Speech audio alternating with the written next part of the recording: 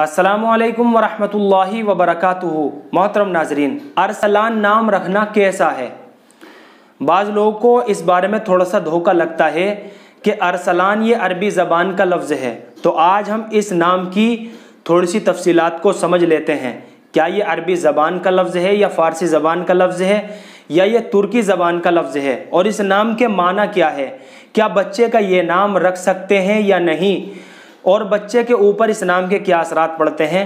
तो चलिए इन सारी मालूमात को समझ लेते हैं। तो मोहतरम नाजरीन, अरसलान नाम जो है ये तुर्की ज़बान के नामों में से एक नाम है। ये अरबी ज़बान का लफ्ज़ नहीं है, ये तुर्की ज़बान के नामों में से एक नाम है और फ़ारसी ज़बान में भी इस्तेमाल होता है। और इस नाम के माना आते हैं शेर। अब इस नाम के बारे में बाज़ लोगों को ये धोखा लगता है। वो लोग ये कहते हैं कि जिन बच्चों का नाम अरसलान होता है उनको बार बार चोट लगती है, अरसलान नाम के बच्चे बार बार बीमार रहते हैं।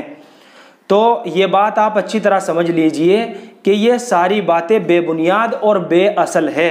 मुसलमानों को ऐसा वहमो गुमान बिल्कुल भी नहीं करना चाहिए। अरसलान नाम रख सकते हैं और अरसलान नाम के माना आते हैं शेर। तो मुझे उम्मीद है कि आप सभी हजरात ने इस नाम की तफसीलात को अच्छी तरह समझ लिया होगा।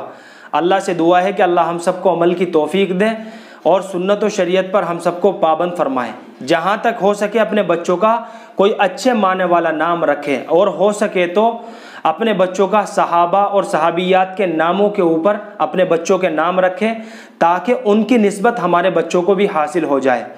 अच्छे माने वाला नाम रखना बच्चों का बहुत ही ज़्यादा ज़रूरी है, क्योंकि नामों के असरात भी बच्चों की ज़िंदगी के ऊपर पड़ते हैं। फ़कत वस्सलाम।